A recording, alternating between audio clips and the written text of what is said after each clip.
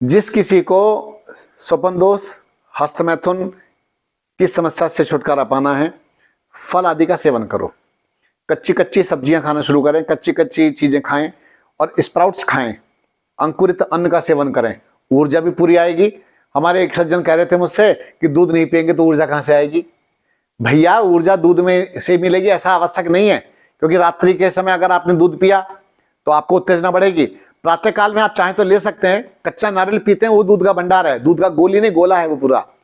और आप कच्चा गोला चबा चबा के खाइए और इसी के साथ साथ मूंगफली दाना खाइए कच्चा भीगा हुआ, आप चना खाइए, मूंग खाइए, मोठ खाइए, ऐसी चीजें खाइए और खूब व्यायाम आदि कीजिए। तो और लंगोट बांधना शुरू कीजिए। दोनों के लिए है कि आप लंगोट बांधिए।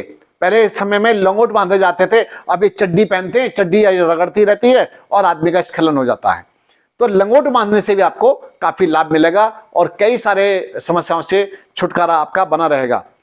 आप मौसम के फल खाइए, मौसम के फल खाइए और अपने मन को प्रसन्न रखिए, इरिटेशन से बचिए, नशा से बचिए।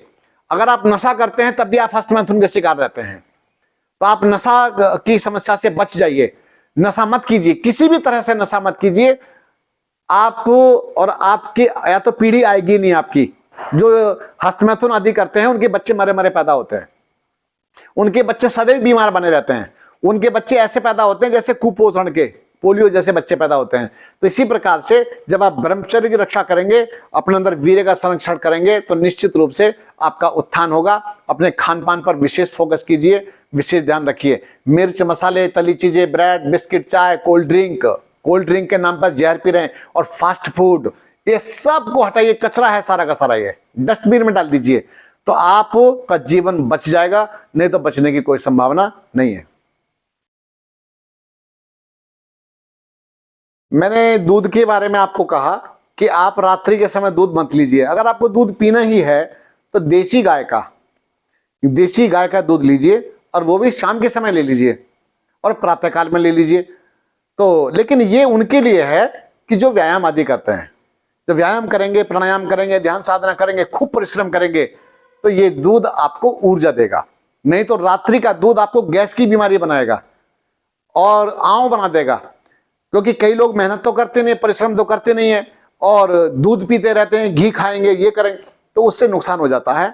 तो कृपया करके शाम के समय दूध लीजिए। और एक बात, शाम के समय धारोष्ण दूध लीजिए, उसी समय ताजा ताजा जब निकलता है दूध, आप उस समय वो ले लीजिए, तो उससे आपको लाभ मिलेगा। और एक बात और है जी, अगर चरने वाली गाय का, भैंस का मिले तो उत्तम।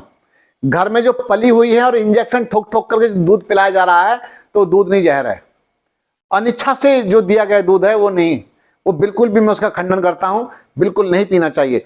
तो इंजेक्शन नहीं लगाना चाहिए और इंजेक्शन लगी हुई गाय भैंस का दूध मत पीजिए। आपके अंदर इंजेक्शन वाला दूध पीने से क्या होगा, शक्तिहीनता बढ़ेगी और कई सारे रोग बढ़ेंगे और नपुंसकता बढ़ेगी। ये नपुंसकता बढ़ेगी। तो आप कृपा करके वो सब दूध ना पीवें, और पीना ही है, अच्छा शुद्ध दूध आपको मिल जाता है, तो आप शाम को लगभग 5 बजे के आसपास जब दूध निकलता है तब आप पी लीजिए।